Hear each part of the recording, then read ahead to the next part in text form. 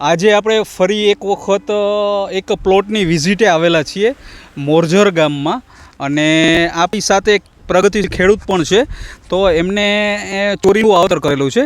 તો આવા ટેમ્પરેચરમાં એમને ચોરીનું વાવતર કરેલું છે અને એને આપણી ટ્રીટમેન્ટ કરેલી છે હન્ટીનની. તો આપણે ખેડૂતનો પહેલાં તો પ્રથમ અભિપ્રાય લઈએ અને એમનો પરિચય લઈએ. સૌ પ્રથમ તો આખું તમારું નામ જણાવશો? અમૃતિયા નારણભાઈ ખીમજીભાઈ. અમૃતિયા નારણભાઈ ખીમજીભાઈ, મોરજર ગામ, મોરજર તાલુકો ભાણવડ, જિલ્લો દેવભૂમિ, દ્વારકા. અચ્છા, હવે નારણભાઈ આગળ થોડા નારણભાઈ, હવે જે તમે આ ચોળીનું વાવતર કરેલું છે એ કેટલું વાવતર કેટલું છે તમારે? 7.5 વીઘાનું. 7.5 વીઘા. અચ્છા, હવે અત્યારેની કન્ડિશનમાં તમને કહું કે આપણે જે 7.5 વીઘાનું ચોરીનું વાવતર કરેલું છે એમાં હન્ટીનની કઈ કઈ પ્રોડક્ટનો ઉપયોગ કરેલો છે?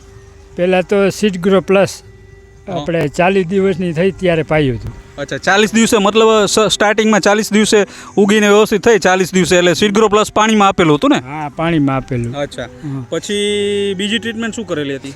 બીજું નેનો સલ્ફ આપણે છાંટ્યું છે. અચ્છા, ઉપરથી મતલબ નેનો સલ્ફ છાંટેલું છે અને સીડ ગ્રો પ્લસ પ્લસ એમને 40 દિવસે પિયતમાં આપેલું છે. આ જોઈ શકો છો નેનો સલ્ફ છે, આ સીડ ગ્રો પ્લસ પ્લસ છે. હવે અમને શું ફરક આવ્યો, શું રિઝલ્ટ દેખાડું અને શું ડિફરન્ટ જરાક ખેડૂત મિત્રોને જણાવશો?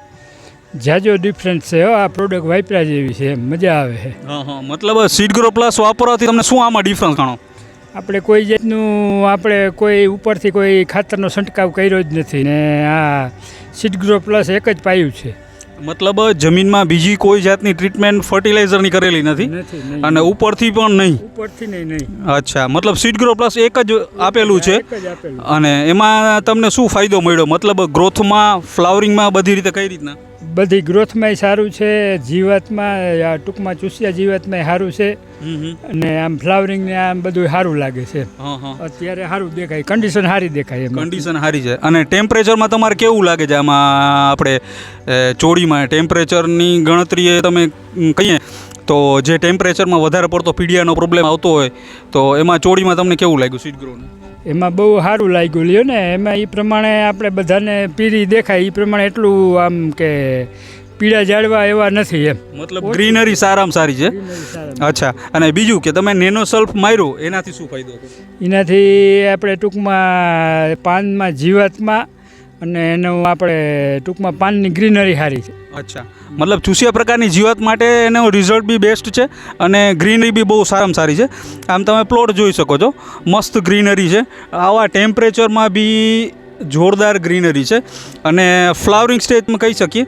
આ જોઈ શકો છો દરેકમાં ફ્લાવરિંગ સ્ટાર્ટ થઈ ગયું છે બધી વસ્તુમાં. ક્યાંક સિંગો બી બધાવા લાગી છે.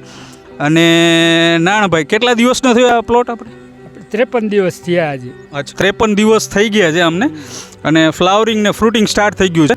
મતલબ રિઝલ્ટ સારામાં સારું કહી શકાય ને સીડ ગ્રો પ્લસ ને? બહુ સારું. આપણે તો આ જીરુમાં પ્રોડક્ટ વાપરી છે એટલે આમાં કંઈ જોવા પણ છે નહીં. અચ્છા, જીરુમાં પણ ઉપયોગ કરેલો છે એમને. તો હવે તમારો ફ્લાવરિંગ સ્ટેજ ઉપર છે તો તમારે શું ગણતરી છે, કઈ પ્રોડક્ટનો ઉપયોગ કરશું? હવે અત્યારે તો એવું લાગે તો આપણે ઓલું કયું બમ્પરનો કદાચ ઉપયોગ કરીએ એમ. અચ્છા, ફ્લાવરિંગ સ્ટેજ ઉપર શૂટિંગ લાગે છે છતાં બી એમ લાગે છે કે કદાચ બમ્પરનો કરવો પડે તો કરી નાખશું. અને ચોળી સારામાં છે, એકદમ ગ્રીનરી છે, મસ્ત આવા હેવી ટેમ્પરેચર